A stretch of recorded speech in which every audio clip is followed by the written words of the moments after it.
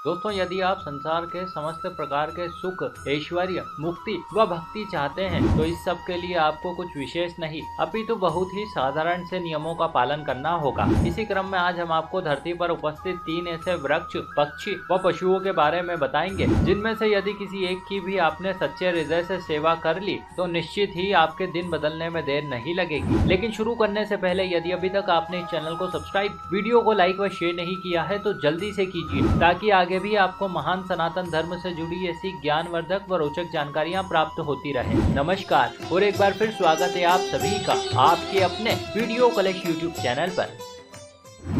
दोस्तों, हिंदू धर्म में पीपल के वृक्ष का क्या महत्व है ये बताने की आवश्यकता नहीं। गीता में भगवान श्री कृष्ण अर्जुन से कहते हैं, पार्थ वृक्षों में मैं पीपल हूँ। साथ इस वृक्ष में भगवान विष्णु का भी वास माना जाता है। लेकिन दोस्तों, इस सबसे परे यदि कोई व्यक्ति वैज्ञानिक आधार पर इस वृक्ष के गुण खोजने निकले तो संभव है कि उसका ये पूरा जीवन भी समाप्त हो जाएगा, तब भी वो इस वृक्ष की संपूर्ण विशेषताओं को सूचीबद्ध नहीं कर सकेगा। इस वृक्ष में अद्भुत रूप से जीवटता पाई जाती है। भले ही आप इसे उखाड़ फेंके लेकिन ये फिर से उगाता है, फिर चाहे वहाँ पर मिट्टी हो अथवा नहीं। इतना ही नहीं अपितु ये वृक्ष अन्य वृक्षों की तुलना में भरपूर ऑक्सीजन देता है। यदि धार्मिक बातें करें तो धरती पर पीपल का वृक्ष ऐसा वृक्ष है जिसमें पितृगण भी वास करते हैं। जो कोई जन पीपल की महिमा को जान इसे पोषित करता है, रविवार व संध्या काल को छोड़ नित्य प्रतिदिन इसे जल चढ़ाता है तो उस पर उसके पितृगण, नारायण व माता लक्ष्मी की कृपा होती है। अब बात करते हैं दूसरे वृक्ष की। दोस्तों, पीपल की ही तरह बरगद का वृक्ष भी है। जिस तरह पीपल में भगवान विष्णु वास करते हैं, ठीक उसी प्रकार से बरगद के वृक्ष में साक्षात शिव का वास है। ये वृक्ष पृथ्वी पर सदियों तक जीवित रहता है, इसलिए इसे अक्षय वट भी कहा जाता है। भारत में प्राचीन ऋषि मुनियों ने इस वृक्ष की छाया के तले बैठ अनगिनत सिद्धियां प्राप्त की। चाहे तो आप खुद भी अनुभव कर सकते हैं। आपको बस इस वृक्ष के नीचे कुछ पल शांत बैठना है। बस जैसे ही आप आंखें बंद करेंगे आपको इतनी असीम शांति की अनुभूति होगी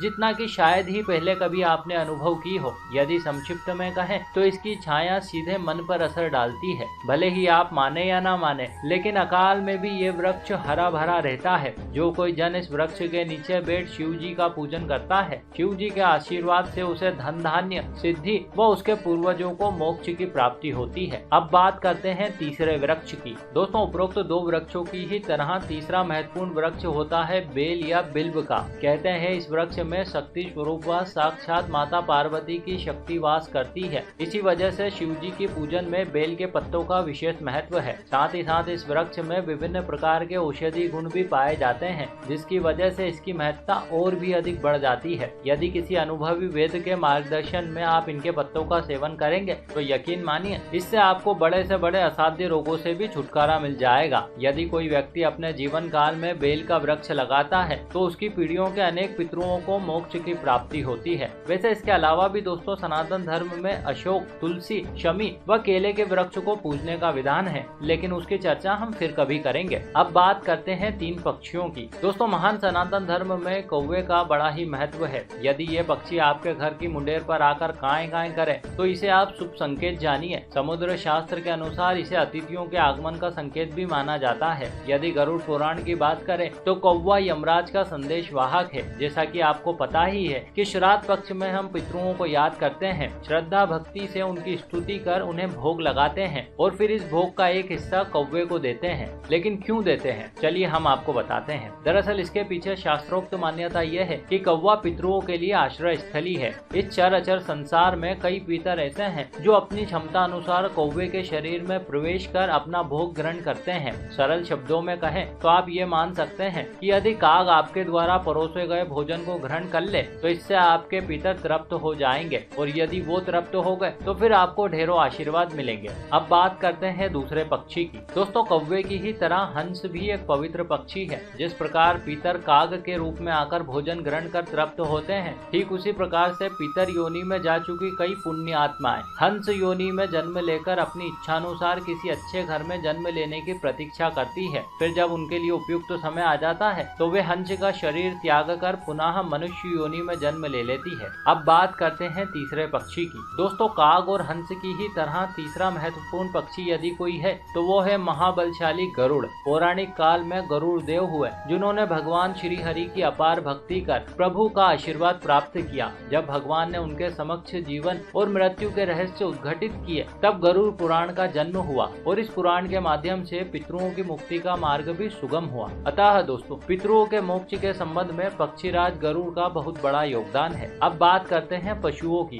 दोस्तों, कहने को तो कुत्ता बड़ा ही साधारण जीव है, लेकिन फिर भी हिंदू शास्त्रों में इसे खास माना गया है। दरअसल प्राचीन हिंदू मान्यताओं के अनुसार कुत्ता एक ऐसा जीव है जिसे निकट भविष्य में होने वाली तमाम घटनाओं का पूर्वाभास हो जाता है। यह काल रूपी नकारात्मक शक्तियों को देखने में भी सक्षम होता है। कई पौराणिक ग्रंथों में इसे बाबा भैरव के दूत के रूप में दर्शाया गया है। कहते हैं जिस किसी घर से अंतिम रोटी श्वान के लिए निकाली जाती है तो उस परिवार के सदस्यों का शत्रु भय स्वतः ही समाप्त हो जाता है। साथ ही साथ उसे बाबा भैरव का आशीर्वाद व पितरों की अपार कृपा भी प्राप्त होती है। अब बात करते हैं दूसरे पशु की। दोस्तों, हिंदू धर्म में यदि सबसे ज्यादा किसी पशु की महिमा का बखान किया गया है तो वो है गाय। गाय माता में 33 करोड़ देवी देवता वास करते हैं। यदि आपके घर गाय आती है तो आप खुद को भाग्यशाली जानिए। ऐसी सेवा का अवसर सभी को प्राप्त नहीं होता। गरुड़ पुराण में स्पष्ट वर्णन मिलता है कि जब प्राणी देह त्यागने के बाद यमपुरी की यात्रा करता है तो इस दौरान उसे वैतरणी नदी पार करनी होती है। तब यदि उसने जीते जी गाय की सेवा की थी तो उस समय गाय स्वयं उसकी सहायता करती है। यदि संक्षिप्त में कहें तो गाय आपको जीते जी भोग व मरने के बाद मोक्ष प्रदान करती है। इतना ही नहीं,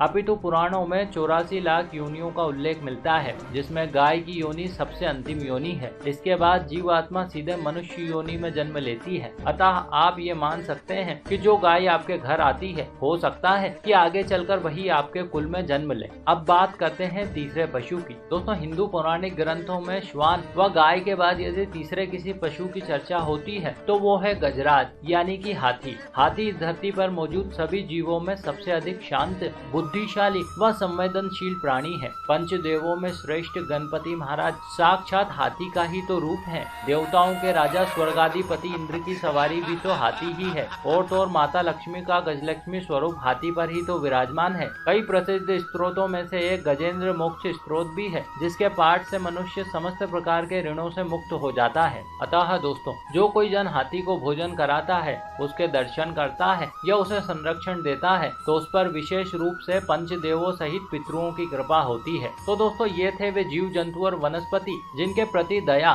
सम्मान और करुणा का भाव रखने से मनुष्य अपने पूर्व की व आने वाली 7 पीढ़ियों का उद्धार कर सकता है। इसी के साथ हमारी ये जानकारी भी यहीं समाप्त हुई। आशा करते हैं आपको हमारा प्रस्तुतिकरण व प्रयास जरूर अच्छा लगा होगा। आपने हमें इतने प्रेम से सुना, इस सब के लिए आपका बहुत बहुत आभार। हम जल्द ही मिलेंगे आपसे अगले वीडियो में। तब तक के लिए नमस्कार।